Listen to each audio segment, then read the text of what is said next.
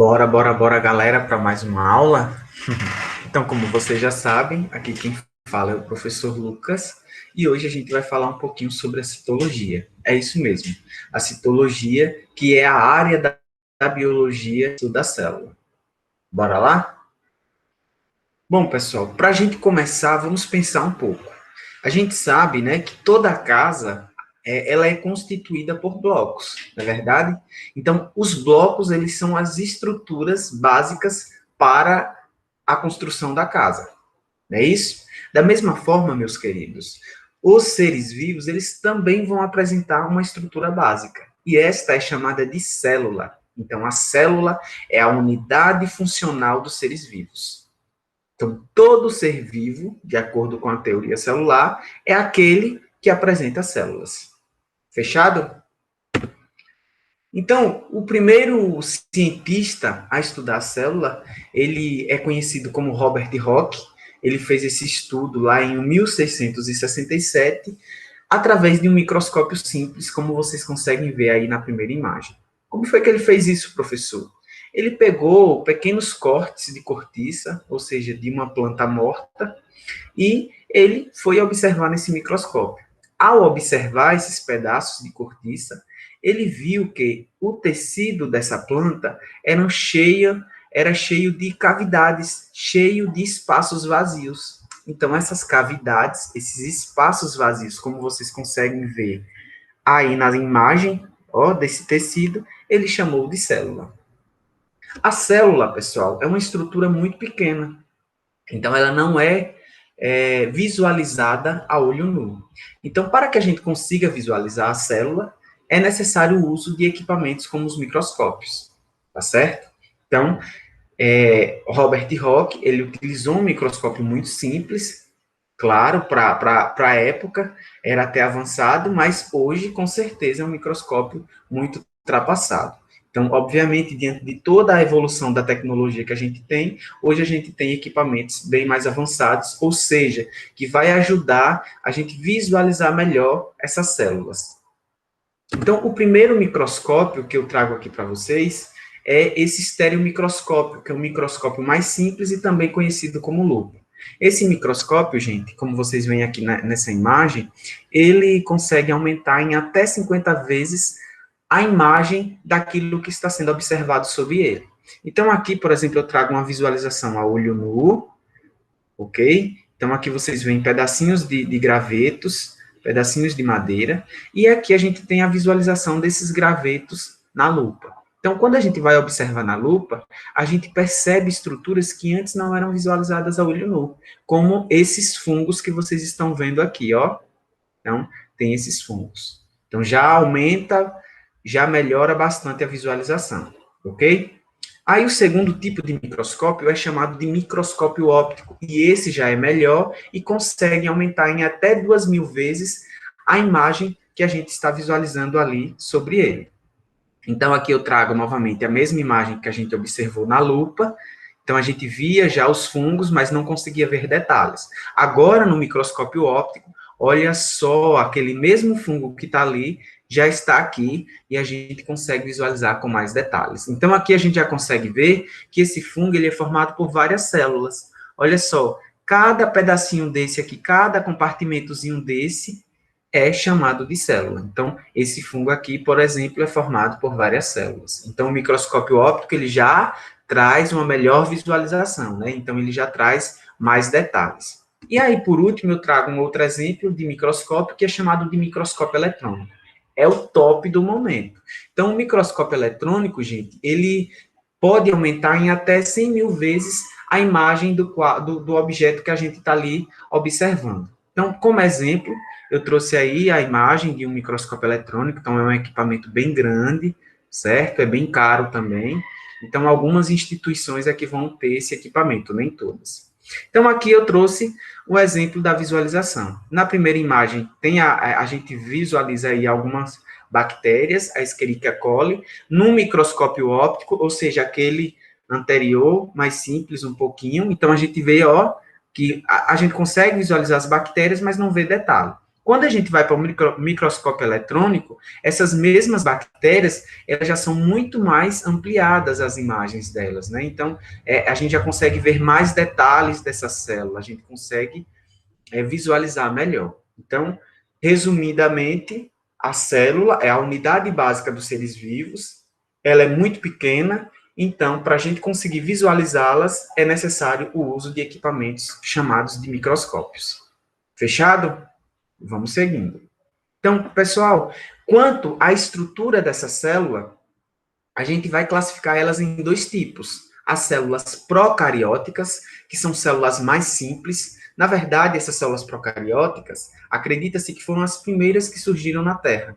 Então, depois que a Terra surgiu, né, depois lá daquela teoria do Big Bang, enfim, a primeira célula que surgiu foi uma célula procariótica. Então, obviamente, essa célula ela é um pouco mais simples, ela vai ter menos estruturas que a célula eucariótica. Ah, professor, e como é essa célula eucariótica?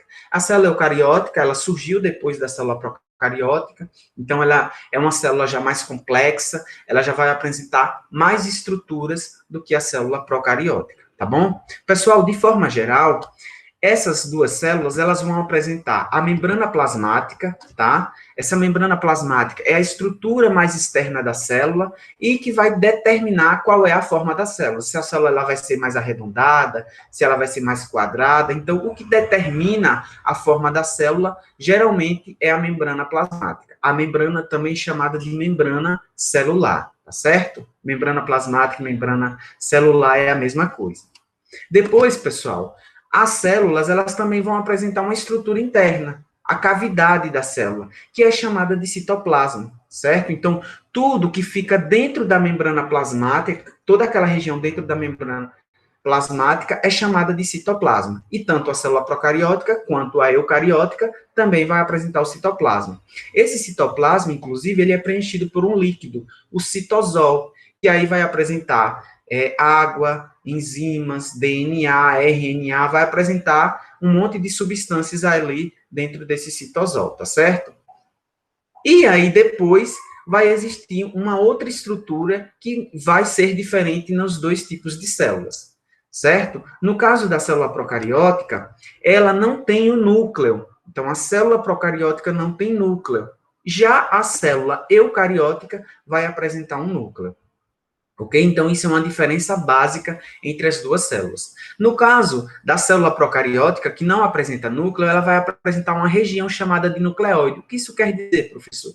Quer dizer que o DNA, o material genético da bactéria, ele vai ficar solto dentro do citoplasma em uma região chamada de nucleóide. É uma região, ok?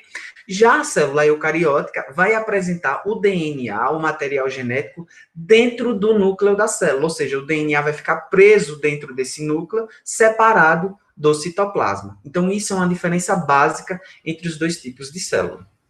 Fechado? Se vocês não conseguirem acompanhar aí, vocês voltem aí o vídeo um pouquinho, que vocês conseguem assimilar. Tranquilo? Bom, aqui nessa próxima lâmina, eu trago uma diferença aí, né, uma sistematização das diferenças básicas entre célula procariótica e célula eucariótica. Como eu já falei, as células procarióticas, elas são mais antigas, porque acredita-se que elas foram as primeiras que surgiram, e as células eucarióticas, elas são mais jovens, porque acredita-se que elas surgiram depois das células procarióticas. Na verdade, aí a gente tem algumas teorias aí, inclusive, que a célula eucariótica ela surgiu a partir de uma célula procariótica. Ok? Bom, a célula procariótica não apresenta núcleo, como eu já falei para vocês, ela vai apresentar lá o DNA solto no citoplasma em uma região chamada de nucleóide. Já a célula eucariótica, ela vai ter esse núcleo bem definido e o DNA, o material genético, vai ficar ali dentro desse núcleo. Bom, a célula procariótica, como eu disse, já é mais simples, então ela não vai apresentar organelas com membranas, e a célula eucariótica, já mais evoluída, vai apresentar uma grande variedade de organelas membranosas. Como a célula procariótica não tem essas organelas membranosas, tanto a fotossíntese quanto a respiração celular vai ocorrer na própria membrana da célula. Já nas células eucarióticas, a fotossíntese e a respiração celular vão ocorrer em organelas específicas, fotossíntese lá nos cloroplastos e respiração celular nas mitocôndrias. Pessoal, importante, somente as bactérias são chamadas de procariontes, ou seja, somente as bactérias têm células do tipo procariótica. Tranquilo? Então, se eu perguntar para vocês em qualquer momento, em qualquer prova de vestibular que vocês encontrarem, perguntando quem são os seres procariontes, vocês já sabem que são as bactérias.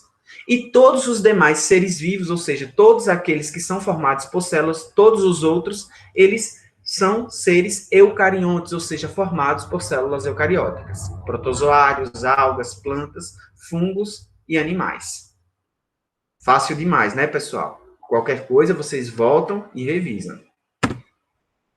Então, gente, quanto ao número de célula, os seres vivos eles também vão apresentar duas classificações. Eles podem ser classificados como unicelulares, quando são formados por uma única célula, ok? Então, aqui, por exemplo, essa bactéria, isso aqui é uma bactéria, ela é formada, pessoal, por uma única célula. Isso aqui é uma célula só, ok? Então, ela é chamada de unicelular.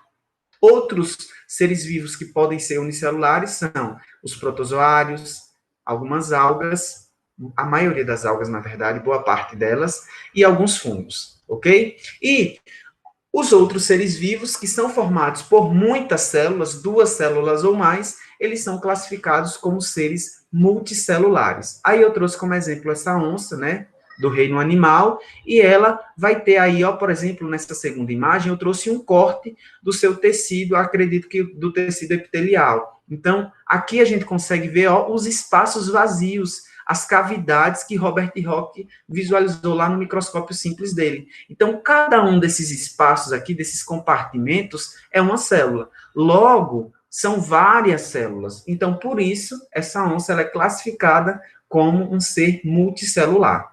Outros exemplos, algas, a gente vai ter algas também formadas por muitas células, mas que não formam tecidos.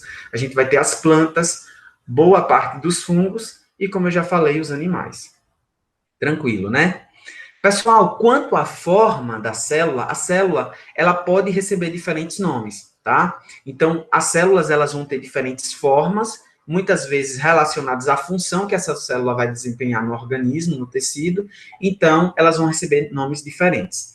Aqui eu trouxe alguns exemplos. Células ovaladas são aquelas que têm o formato de ovo, são encontradas normalmente ali no tecido epitelial. Células discoides são células no formato de disco, são encontradas ali na nossa corrente sanguínea, são as hemácias, as células do sangue. Células fusiformes, que têm formas de fuzil, são encontradas ali nos nossos tecidos musculares, ok? Células estreladas, como o nome está falando, tem forma de estrelas, aí a gente consegue encontrar esse tipo de célula lá nos neurônios. Células em formas de bastão, chamadas de bastonetes, encontradas nas bactérias. Células esféricas em formas de coco, né, chamadas de cocos, lá encontradas nas bactérias também. Então, de acordo com a forma, essas células vão receber diferentes nomes e, normalmente, essas formas estão relacionadas com a função da célula. Tranquilo, né? Vamos passando. Então, pessoal, a partir da aula que vem, a gente vai falar, então, das estruturas e organelas celulares encontradas, principalmente dentro da célula eucariótica, tá bom? Hoje a gente viu, de forma geral, os tipos de célula, a classificação, né? Quanto ao número, quanto à forma, quanto à estrutura. Mas, a partir da semana que vem, a gente vai estudar propriamente as estruturas, as organelas que são encontradas tanto ali, externamente à célula, ali unida a ela, quanto dentro da célula. Lembrando que, de forma geral, as células elas vão apresentar a membrana plasmática, que é essa estrutura aqui em azul, dessa célula que vocês estão vendo, que é mais externa, que normalmente dá a forma da célula.